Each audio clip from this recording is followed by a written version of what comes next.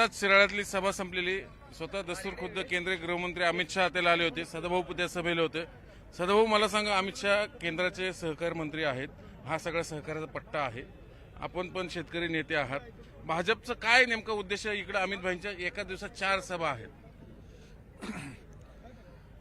खऱ्या अर्थानं केंद्रातलं जे आमचं एनडीएचं जे सरकार आहे हे जनतेचं सरकार आहे आणि हा परिसर हा ऊस उत्पादक शेतकऱ्यांचा परिसर आहे आणि या परिसराचं देशासाठी अन्नधान्यामध्ये, साखर उत्पादनामध्ये मोठं योगदान आहे आणि निश्चित इथल्या ऊस उत्पादकाबरोबर भारतीय जनता पक्ष हा सदैव आहे, भविष्यात राहणार आहे आणि निश्चितपणानं साखर धंद्याला यातून एक चांगली चालना भविष्यामध्ये मिळेल.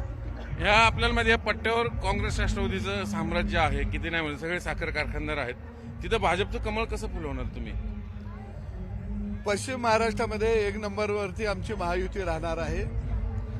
कारण जरी त्यांचं कमांड असलं तरी साखर कारखानदारीच्या बाबतीमध्ये जे काही निर्णय घेतले, जो साखर कारखान्यांनी शेतकऱ्याला जादा भाव दिल्यामुळे इन्कम टॅक्स काँग्रेसच्या काळामध्ये जो लावला गेलेला होता, तो संपूर्ण इन्कम टॅक्स 7,000 कोटीपेक्षा जास्त हा भारतीय जनता पक्षानं माफ केला आणि सांगितलं की आधारभूत किमतीपेक्षा, FRP पेक्षा तुम्ही जादा भाव शेतकऱ्याला दिला तर तुमच्यावर इन्कम टॅक्स बसणार नाही. आम्ही शेतकऱ्यांच्या बरोबर आहोत आणि साखरेची आधारभूत किंमत ही आदरणीय मोदी साहेबांनी बांधून दिली. त्यामुळे ऊस उत्पादकाला आज 3,500 रुपयेपर्यंत ऊसाला भाव मिळायला लागला. म्हणून या पश्चिम महाराष्ट्रातला ऊस उत्पादक शेतकरी हा नरेंद्र मोदींच्या पाठीशी आहे, महायुतीच्या पाठीशी आहे. किती जागा जिंकेल महायुती पश्चिम महाराष्ट्र साखरपट्ट्यात? साखरपट्ट्यामध्ये आम्ही 80% जास्त जागा निश्चितपणानं इथं जिंकू. कारण आमची लाडकी बहीण असेल, शेतकऱ्याला कर्जमाफी देण्याची आम्ही केलेली घोषणा असेल, शेतकऱ्याला वीज बिल माफी देण्याची केलेली घोषणा असेल, या सगळ्याच्या माध्यमातून या पश्चिम महाराष्ट्रातल्या शेतकऱ्याला कळलेलं आहे की केंद्राच्या पैशातूनच आमच्या पाणी सिंचन योजना पूर्ण होऊ शकतात आणि म्हणून म्हैसाळ योजनेला 8,000 कोटी दिलं, मान खटावला पैसे दिलं. म्हणजे संपूर्ण दुष्काळ पट्टा सुद्धा हिरवागार करण्याचं काम नरेंद्र मोदींनी हातात घेतलेलं आहे. जे 70 वर्षामध्ये काँग्रेसनं फक्त चुना लावण्याचं काम केलं आणि विकासाची मूर्तमेढ ही नरेंद्र मोदी यांनी महायुतीनं या राज्यामध्ये उभा केली. खरं तर तुम्ही दिलगिरी व्यक्त केल्यानंतर पवार संबंधी स्टेटमेंटवरती हा पडदा पडला होता, पण पुण्यातली राष्ट्रवादी अजूनही मागे हटाल. त्यांनी आंदोलन केलं आणि तुम्हाला पुण्यात येऊ देणार नाही अशा पद्धतीने त्यांनी इशारा दिलेला आहे. पुणे काय त्यांच्या बापाची जागीरदारी नाही काय.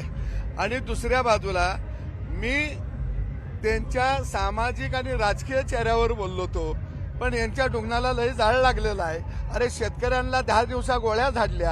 मावळमध्ये शांताबाई ठाकूर नावाच्या माझ्या भगिनीला पाणी मागायला आल्यावर तिला रस्त्यावर समोरून तुम्ही गोळ्या घातल्या.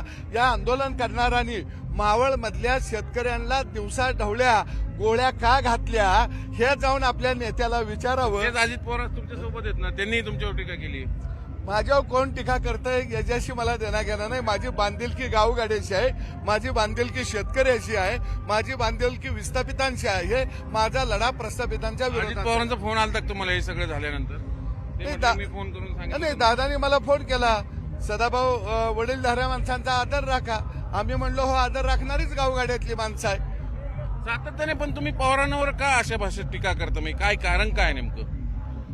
अजून आमचं वाटोळ वयाचं काय राहिलं? 250 साखर कारखानं, 150 साखर कारखानं खाजगी करून टाकलं.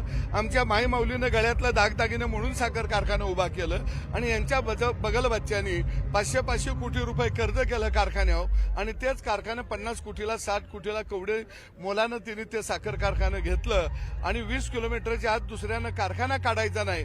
म्हणजे त्या कारखान्याच्या क्षेत्रातला शेतकरी गुलामच राहिला पाहिजे असं धोरण यांनी आयुष्यभर राबवलं.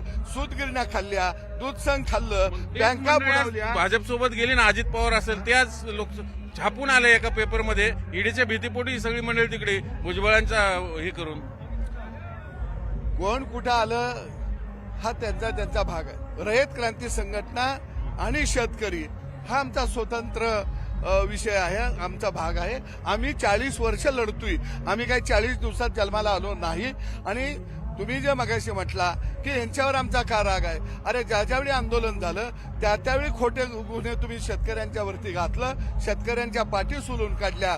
चंद्रकांत नलवड्यासारखा शेतमजुराचा पोरगा ऊस आंदोलनामध्ये समोर जाऊन तुम्ही गोळ्या घातल्या. अरे तिची लेकरं बाळं कशी जगत असतील, त्यावेळी का दयामाया यांना येत नाही? म्हणजे आम्हाला गोळ्या घाला, पायाखाली तुडवा, तेव्हा मात्र यांचा झेंडा निघत नाहीत, त्यावेळी निषेध निघत नाहीत आणि म्हणे पुण्यामध्ये येऊन देणार नाही. मी आज संध्याकाळी पुण्यात आहे, या म्हणा.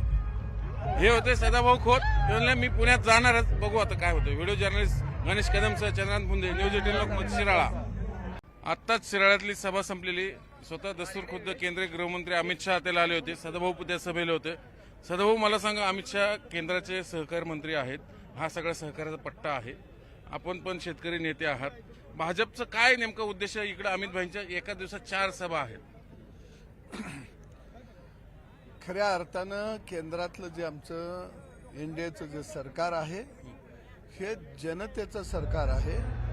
आणि हा परिसर हा ऊस उत्पादक शेतकऱ्यांचा परिसर आहे. आणि या परिसराचं देशासाठी अन्नधान्यामध्ये, साखर उत्पादनामध्ये मोठं योगदान आहे. आणि निश्चित इथल्या ऊस उत्पादकाबरोबर भारतीय जनता पक्ष हा सदैव आहे, भविष्यात राहणार आहे. आणि निश्चितपणानं साखर धंद्याला यातून एक चांगली चालना भविष्यामध्ये मिळेल. ह्या आपल्याला मध्ये पट्ट्यावर काँग्रेस राष्ट्रवादीचं साम्राज्य आहे, किती नाही म्हणजे सगळे साखर कारखानदार आहेत. तिथं भाजपचं कमळ कसं फुलवणार तुम्ही? पश्चिम महाराष्ट्रामध्ये 1 नंबरवरती आमची महायुती राहणार आहे. कारण जरी त्यांचं कमांड असलं तरी साखर कारखानदारीच्या बाबतीमध्ये जे काही निर्णय घेतले, जो साखर कारखान्यांनी शेतकऱ्याला जादा भाव दिल्यामुळे इन्कम टॅक्स काँग्रेसच्या काळामध्ये जो लावला गेलेला होता, तो संपूर्ण इन्कम टॅक्स 7,000 कोटीपेक्षा जास्त हा भारतीय जनता पक्षानं माफ केला. आणि सांगितलं की आधारभूत किमतीपेक्षा, FRP पेक्षा तुम्ही जादा भाव शेतकऱ्याला दिला तर तुमच्यावर इन्कम टॅक्स बसणार नाही. आम्ही शेतकऱ्यांच्या बरोबर आहोत. आणि साखरेची आधारभूत किंमत ही आदरणीय मोदी साहेबांनी बांधून दिली. त्यामुळे ऊस उत्पादकाला आज 3,500 रुपयेपर्यंत ऊसाला भाव मिळायला लागला. म्हणून या पश्चिम महाराष्ट्रातला ऊस उत्पादक शेतकरी हा नरेंद्र मोदींच्या पाठीशी आहे, महायुतीच्या पाठीशी आहे. किती जागा जिंकेल महायुती पश्चिम महाराष्ट्र साखरपट्ट्यात? साखरपट्ट्यामध्ये आम्ही 80% जास्त जागा निश्चितपणानं इथं जिंकू. कारण आमची लाडकी बहीण असेल, शेतकऱ्याला कर्जमाफी देण्याची आम्ही केलेली घोषणा असेल, शेतकऱ्याला वीज बिल माफी देण्याची केलेली घोषणा असेल, या सगळ्याच्या माध्यमातून या पश्चिम महाराष्ट्रातल्या शेतकऱ्याला कळलेलं आहे की केंद्राच्या पैशातूनच आमच्या पाणी सिंचन योजना पूर्ण होऊ शकतात. आणि म्हणून म्हैसाळ योजनेला 8,000 कोटी दिलं, मान खटावला पैसे दिलं. म्हणजे संपूर्ण दुष्काळ पट्टा सुद्धा हिरवागार करण्याचं काम नरेंद्र मोदींनी हातात घेतलेलं आहे. जे 70 वर्षामध्ये काँग्रेसनं फक्त चुना लावण्याचं काम केलं आणि विकासाची मूर्तमेढ ही नरेंद्र मोदी यांनी महायुतीनं या राज्यामध्ये उभा केली. खरं तर तुम्ही दिलगिरी व्यक्त केल्यानंतर पवार संबंधी स्टेटमेंटवरती हा पडदा पडला होता. पण पुण्यातली राष्ट्रवादी अजूनही मागे हटाल, त्यांनी आंदोलन केलं आणि तुम्हाला पुण्यात येऊ देणार नाही अशा पद्धतीने त्यांनी इशारा दिलेला आहे. पुणे काय त्यांच्या बापाची जागीरदारी नाहीये काय. आणि दुसऱ्या बाजूला मी त्यांच्या सामाजिक आणि राजकीय चेहऱ्यावर बोललो होतो, पण यांच्या डोंगणाला लय जाळ लागलेला आहे. अरे शेतकऱ्यांना 10 दिवसा गोळ्या झाडल्या. मावळमध्ये शांताबाई ठाकूर नावाच्या माझ्या भगिनीला पाणी मागायला आल्यावर तिला रस्त्यावर समोरून तुम्ही गोळ्या घातल्या.